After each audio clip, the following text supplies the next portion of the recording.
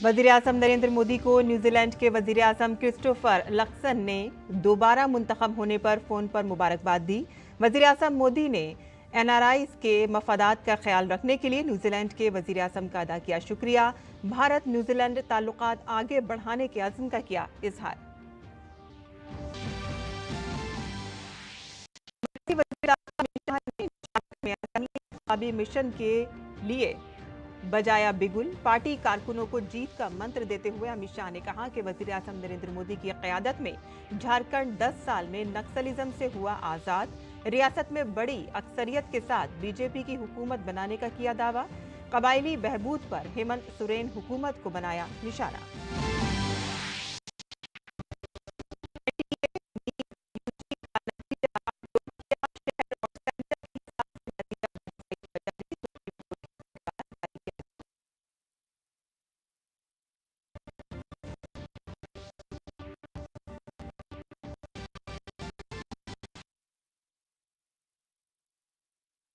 मुल्क गिर कर्फ्यू। भारतीय हाई कमीशन भारतीय शहरियों की वापसी में सरगर्म। 978 भारतीय तलबा की हुई वतन वापसी। वजीर ममलिकत बराए उमूर खारजा कीर्तिवर्धन सिंह ने भारतीय तलबा के तई हुकूमत के आज़म का किया यादा।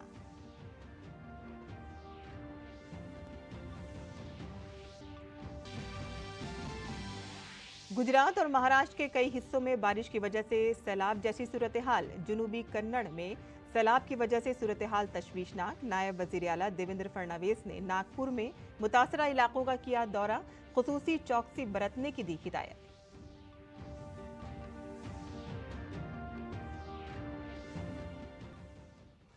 आदाब नाज़रीन, खबरनामे में आपका इस्तकबाल है। मैं हूं साइमा खान। अब खबरें तफसील से और शुरुआत करते हैं बड़ी खबरों के साथ, जहां नेशनल टेस्टिंग एजेंसी एनटीए ने नीट यूजी 2024 के मरकजवार और शहरवार नताइज वेबसाइट पर अपलोड कर दिए हैं। वाज़ेह रहे कि सुप्रीम कोर्ट ने एनटीए को हिदायत दी थी कि नीट यूजी 2024 का नतीजा शहरवार और मरकजवार ऑनलाइन जारी किया जाए और इस इम्तिहान में शामिल उम्मीदवार सरकारी वेबसाइट पर जाकर नतीजा देख सकते हैं।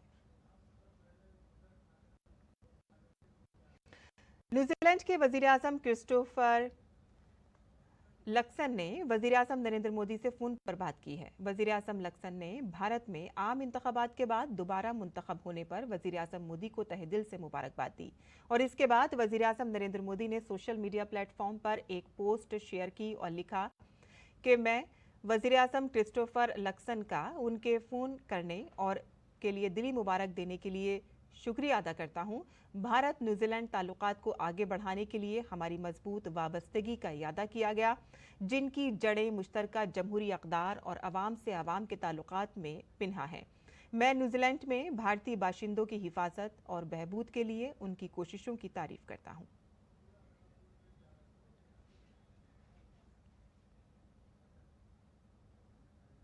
माहिर ज़राअत कमला पुजारी का 73 साल की उम्र में उड़ीसा के कटक में इलाज के दौरान इंतकाल हो गया। उनकी मौत पर ताज़ियत करते हुए सदर जमहूरिया द्रौपदी मुर्मू ने सोशल मीडिया प्लेटफॉर्म पर लिखा कि मुमताज़ माहिर ज़राअत मोहतरमा कमला पुजारी के इंतकाल के बारे में जानकर दुख हुआ। उन्हें धान और दीगर फसलों के खतरे से 2-4 नायाब बीजों के तहफ़्फ़ुज़ के खातिर मुतासिर कुन पहल के लिए पद्मश्री से नवाजा गया। उन्होंने बहुत से किसानों, खासकर खवातीन किसानों में नामियाती काश्तकारी को फ़रोग़ दिया। नामियाती काश्तकारी और माहौलियाती तहफ़्फ़ुज़ में उनके ताउन को याद रखा जाएगा। उनके अहले खाना और दोस्तों से मेरी गहरी ताज़ियत। और माइक्रोसॉफ्ट आउटेज के सबब पूरे मुल्क में सॉफ्टवेयर ऑपरेशन के बुरी तरह से मुतासर होने के एक दिन बाद शहरी हवाबाजी की वजारत की तरफ से जारी करदा नोटिस को शहरी हवाबाजी के वजीर किंचरापू राम मोहन नायडू ने अपने सोशल मीडिया प्लेटफॉर्म एक्स पर शेयर किया। नोटिस के मुताबिक तमाम एयरपोर्ट्स पर दोपहर 3 बजे से एयरलाइंस के निज़ाम ने मामूल के मुताबिक काम करना शुरू कर दिया है। फ्लाइट ऑपरेशन अब बाखूबी हो रहा है और कल की रुकावट की वजह से बैकलॉग है और इसे आहिस्ता आहिस्ता क्लियर किया जा रहा है। तवक्को है कि आज ये तमाम मसाइल हल हो जाएंगे। हवाई अड्डों पर ऑपरेशंस की मुसलसल निगरानी की जा रही है और एयरलाइंस के साथ ही इस बात को भी यकीनी बनाया जा रहा है कि सफरी एडजस्टमेंट और रकम की वापसी का ख्याल रखा जाए। वजारत ने सब्र व सुकून से काम लेने के लिए लोगों का शुक्रिया अदा किया। बांग्लादेश में सरकारी मुलाजमतों में रिजर्वेशन के खिलाफ तलबा के पुरतशद्दुद मुजाहिरों के दरमियान कल मुल्क भर में कर्फ्यू नाफिज कर दिया गया था। हुक्मरां अवामी लीग के जनरल सेक्रेटरी उबैदुल कादिर ने पुलिस और सिक्योरिटी एहलकारों की मुजाहिरीन पर फायरिंग और दारुल हुकूमत में तमाम इज्तिमात पर पाबंदी के बाद मुल्क भर में कर्फ्यू का ऐलान किया। शेख हसीना की हुकूमत ने कई दिनों की हलाकत खेज झड़पों के बाद अमन व अमान बरकरार रखने के लिए फौजी दस्तों की तैनाती का हुक्म दिया है। तलबा, मुजाहिरीन और पुलिस के दरमियान झड़पों में अब तक 105 अफराद हलाक हो चुके हैं और इनमें से कुल 52 अमवात सिर्फ दारुल हुकूमत ढाका में हुई हैं। पुलिस ने मुजाहिरीन पर फायरिंग की और आंसू गैस के गोले भी दागे। मुल्क में इंटरनेट और मोबाइल सर्विस बंद हैं और कई दिनों से जारी तशद्दुद को रोकने के लिए पुलिस की नाकामी के बाद फौज को तैनात करना पड़ा। बांग्लादेश में तकरीबन 15,000 भारतीय हैं, जिनमें से 8,000 तलबा भी शामिल हैं, जिनकी वतन वापसी का सिलसिला जारी है।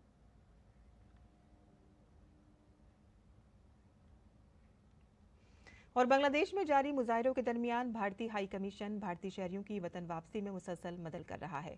वजारत खारजा की तरफ से जारी करदा रिपोर्ट के मुताबिक अब तक 778 भारतीय तलबा वतन वापस आ चुके हैं। भारतीय हाई कमीशन मुख्तलिफ यूनिवर्सिटियों में रहने जाने वाले 4,000 से ज्यादा तलबा के साथ मुसलसल राब्ते में है और ज़रूरी मदद फराहम कर रहा है। दरख्वास्त पर नेपाल और भूटान के तलबा को भी भारत में दाखिल होने में मदद की गई है। वजीर ममलिकत बराए उमूर खारजा कीर्ति वर्धन सिंह ने बांग्लादेश में मुलाजमतों में रिजर्वेशन के खिलाफ मुल्क गिर एहतजाज को तशवीशनाक करार दिया है। उन्होंने कहा कि भारत सरकार अपने तलबा की महफूज घर वापसी को यकीनी बनाने के लिए पुरअज़्म है। छात्रों की हमेशा जो बातें हैं, जो प्रॉब्लम्स हो, वो सुननी चाहिए और मुझे पूरा यकीन है कि बांग्लादेश की जो सरकार है, कई बार से सरकार बनी है, वहाँ के जो हमारे प्रधानमंत्री जी हैं बहुत ही अनुभवी प्रधानमंत्री हैं। लोगों का जनमत उनको एक बार नहीं कई बार प्राप्त हो चुका है। उसमें कोई दो राय नहीं है कि अगर हमारे भारतीय नागरिक या बच्चे हैं उनको सुरक्षित यहाँ लाया जाएगा, उसमें कोई ऐसी बात ही नहीं है। बांग्लादेश में मुलाजमतों में रिजर्वेशन के खिलाफ मुल्क गिर एहतजाज के पेश नज़र कोलकाता में बांग्लादेश के डिप्टी हाई कमीशन के बाहर सिक्योरिटी के इंतजाम बढ़ा दिए गए हैं।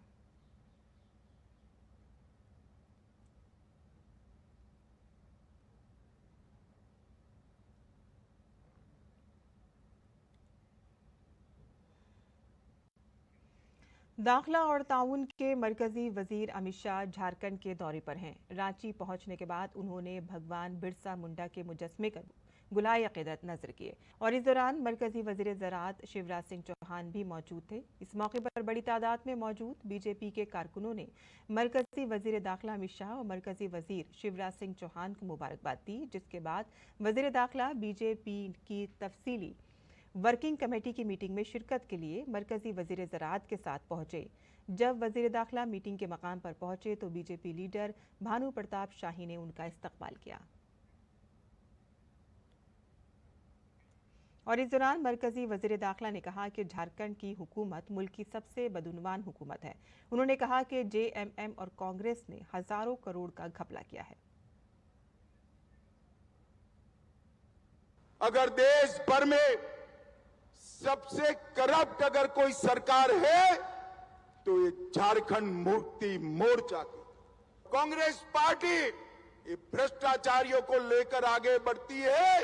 हेमंत सोरेन भी आगे 1,000 करोड़ का मनरेगा घोटाला, 300 करोड़ का जमीन घोटाला, सेना की जमीन का घोटाला, 1,000 करोड़ का खनन घोटाला, 40 करोड़ का शराब घोटाला और हजारों करोड़ का ट्रांसफर पोस्टिंग का घोटाला।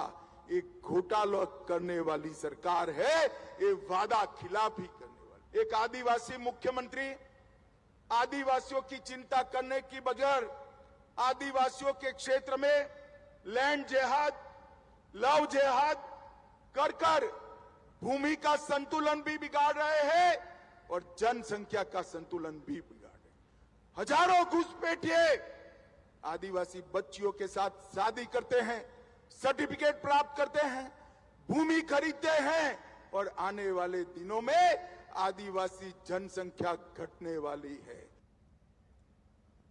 और दूसरी तरफ अमित शाह ने 2024 में झारखंड में होने वाले असेंबली इंतखाबात में बीजेपी की जीत का दावा किया। इस चुनाव में हम 9 सीटें तो जीते हैं, मगर इसके साथ साथ 52 सीटों पर कमल खिलाने का काम भारतीय जनता पार्टी के पक्ष में झारखंड की सरकार ने किया है। 81 में से 52 सीटें, उस पर भारतीय जनता पार्टी को बढ़त मिली। ये बताता है कि आने वाले दिनों में सरकार किसकी बनने वाली है। भाई जरा जोर से बोलो, किसकी बनने वाली है? और जोर से बोलो, किसकी बनने वाली है? मैं आज बताकर जाता हूं, कांग्रेस वालों, हेमंत सोरेन जी लिख कर रख लो, दीवार पर लिखा हुआ मैं पढ़ पाता हूं। झारखंड में 24 के चुनाव में पूर्ण बहुमत से भारतीय जनता पार्टी की सरकार बनने जा रही है। मरकजी वजीर ज़राअत शिवराज सिंह चौहान ने बदउनवानी पर जेएमएम और झारखंड की कांग्रेस हुकूमत पर शदीद हमला किया। झारखंड आज तबाही और बर्बादी की तरफ है। जेएमएम का मतलब हो गया है झारखंड मिटाओ मोर्चा। जेएमएम का मतलब है जमीन माफिया, मर्डर माफिया और माइनिंग माफिया। कांग्रेस और जेएमएम के गठबंधन ने क्या दिया? हेमंत सोरेन ने क्या दिया? झारखंड में 4 साल में हत्याएं 7,812 हत्या हेमंत सोरेन ने दिए। 7,115 बलात्कार, अपहरण 6,937। आज झारखंड प्रथम है तो अपहरण, बलात्कार और हत्या के मामले में हेमंत सोरेन तुमने झारखंड को प्रथम बना दिया। और आसाम के वजीर आला और बीजेपी के झारखंड असेंबली इलेक्शन के शरीक इंचार्ज हेमंत बिस्व शर्मा ने रिम्स में जख्मी मोमिन पुलिस एहलकारों और जिलाई पुलिस एहलकारों से मुलाकात की। मुलाकात के दौरान आसाम के वजीर आला ने मोमिन पुलिस एहलकारों से बातचीत की और इस मौके पर उन्होंने कहा कि रियासत के वजीर आला हेमंत सोरेन को इस मसले का हल तलाश करना चाहिए। उन्होंने कहा कि उनकी हुकूमत से दरख्वास्त है कि दोनों फरीकों की मुलाकात अच्छे माहौल में कराई जाए और मौजूदा सूरत हाल का हल तलाश किया जाए। सबका साथ मिल के मुझको यही लगता है कि सरकार को डिस्कशन करके, बातचीत करके ये मसला को हल करना चाहिए, नहीं तो ये मसला आगे जाके फिर बड़ा ही होगा। सहायक पुलिस लोगों ने मुझको बोला है कि लोगों को वेतन नियमित नहीं मिलते हैं, हर साल का एक्सटेंशन होता है, मेडिक्लेम नहीं दिया जाता है, कोई लोगों का देहांत हो जाता है ड्यूटी में, उनको भी मुआवजा नहीं मिलते हैं, और साथ में जो पहले वादा किया गया था वो भी निभाया नहीं जा रहा है। मेरा इतना ही निवेदन होगा कि सरकार एक अच्छा माहौल में सहायक पुलिस लोगों का साथ बैठे और परिस्थिति का हल निकाले। और उत्तर प्रदेश के वजीर आला योगी आदित्यनाथ ने कुकरेला नदी के किनारे अकबर नगर में पेड़ लगाओ पेड़ बचाओ अवामी मुहिम 2024 का आगाज किया।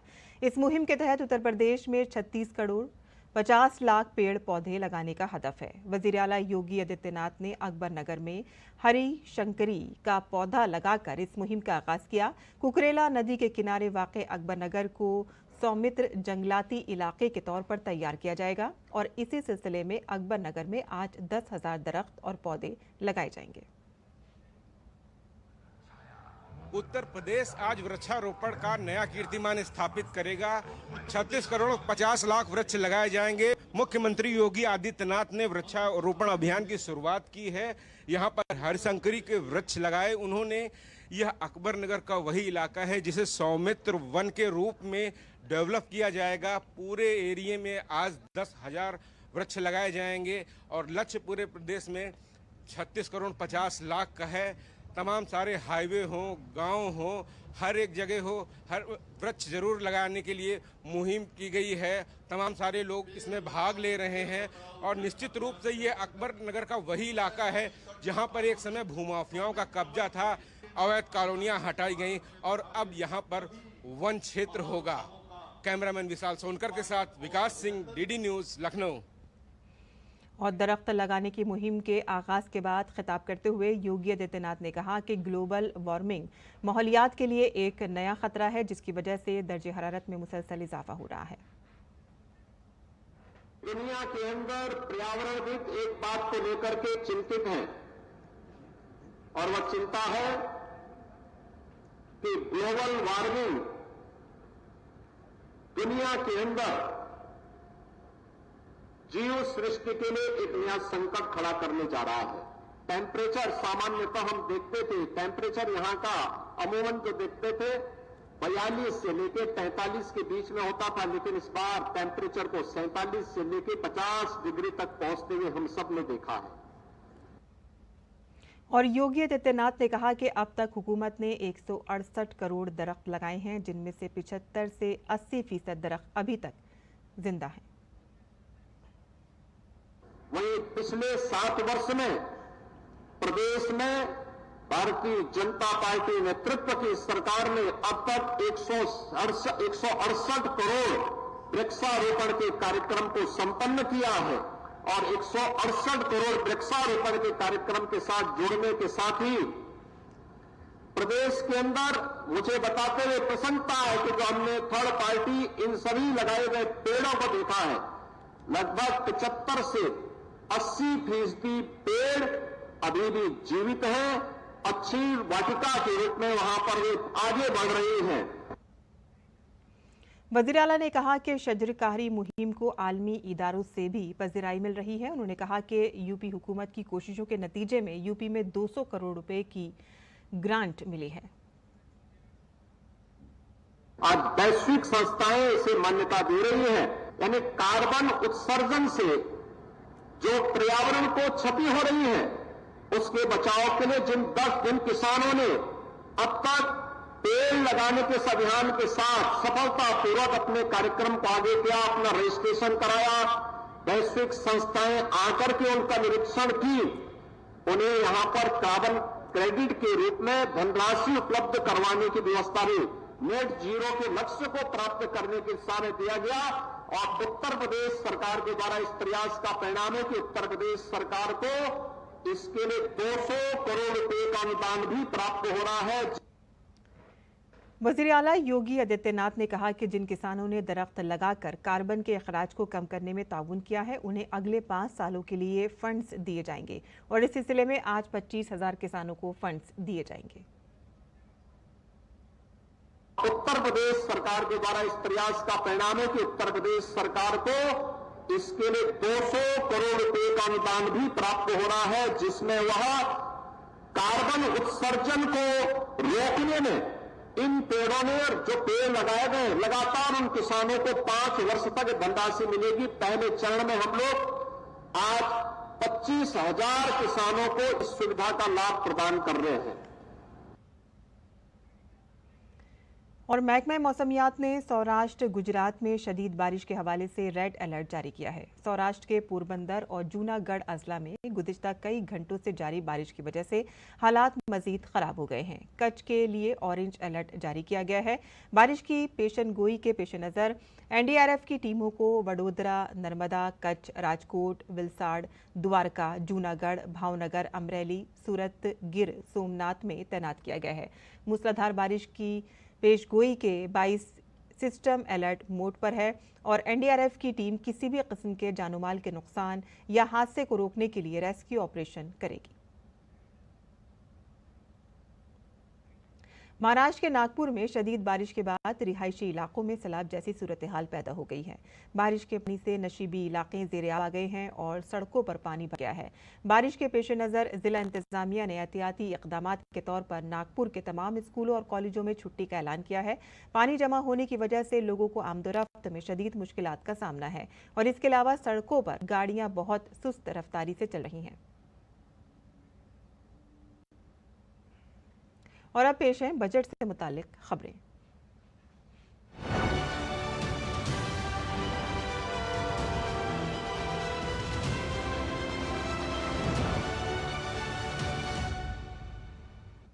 और आइए जानते हैं कि सेहत के शोबे से वाबस्ता माहिरीन और कारोबारी से जुड़े लोग इस बजट से क्या तवक्कात रखते हैं। हम चाहते हैं कि स्वास्थ्य के लिए, हेल्थ इंफ्रास्ट्रक्चर के लिए जो स्पेंड है वो बढ़े, जीडीपी का परसेंटेज बढ़े। तो इंफ्रास्ट्रक्चर के साथ साथ टेक्नोलॉजिकल एडवांसेस के लिए, एआई एंड हेल्थ केयर के लिए भी एक पर्टिकुलर हिस्सा उस बजट का दिया जाए। आर&डी में भी, हेल्थ केयर के लिए टेक्नोलॉजिकल एडवांसेस के आर&डी में भी कुछ ना कुछ वो प्रोत्साहन देंगे। सो हेल्थ केयर टेक्नोलॉजी के लिए बजट की हमारी इच्छा है। Budget, we need to look at new technologies and give importance to them and give better penetration of them. And there are two particular health sector initiatives. One is medical insurance and second is the digital health. Other one would be that if we can make all the PHCs, CHCs and the last centers, Ayush centers and wellness centers AI enabled, if there's some budget allocation for that, then I think the use of AI will not be limited to the wealthy in the metro cities, but will be available to everyone in the villages as well. I think government has created a great program in Ayushman Bharat and is trying to provide good, high quality healthcare for people across the country. A request would be to increase the budget allocation so that more hospitals can come into the purview of Ayushman Bharat, changing or making the GST in health insurance to be zero. Focus on mental health and awareness around this has to be created across the country, and that is my ask from the budget. और आइए अब जानते हैं कि आने वाले budget से मुल्क के अवाम को तालीम और सेहत के लिए क्या उम्मीदें हैं। छोटे छोटे जगहों पर प्राथमिक स्वास्थ्य केंद्र, वहाँ पर यदि सुविधाएं बढ़ाई जाएं तो जिसके कारण जिला अस्पताल में भीड़ भाड़ कम होगी। अभी हम देख रहे हैं कि शासन के पास पर्याप्त इंफ्रा नहीं है, तो प्राइवेट हॉस्पिटल हैं उनको आयुष्मान से जोड़ रहे हैं, उनको पैसा दे रहे हैं। अगर आप गवर्नमेंट इंफ्रा को ही इम्प्रूव कर देंगे तो आपको फिर उनकी ज़रूरत नहीं होगी। गवर्नमेंट में आपके पास हाईली क्वालिफाइड डॉक्टर हैं, उनका भी आप उपयोग कर सकेंगे। दूर दूर से लोग आते हैं पीजी करने के लिए, तो यही दिक्कतें आती हैं कि बाहर रहना पड़ता है, और जब बाहर पीजी छात्र रहेगा तो उसे बड़ी दिक्कत आती है कि हम कॉलेज में हैं तो कभी भी जाके हम इमरजेंसी में काम कर सकते हैं, कभी भी जाके हम ओपीडी में बैठ सकते हैं। बजट जो भी हो, पर्याप्त बजट होना चाहिए जिससे कि इंफ्रा भी हो सके। और इसी के साथ ही हमारा खबरनामा ख़त्म होता है। हमारी पूरी टीम को दें इजाज़त। आदाब।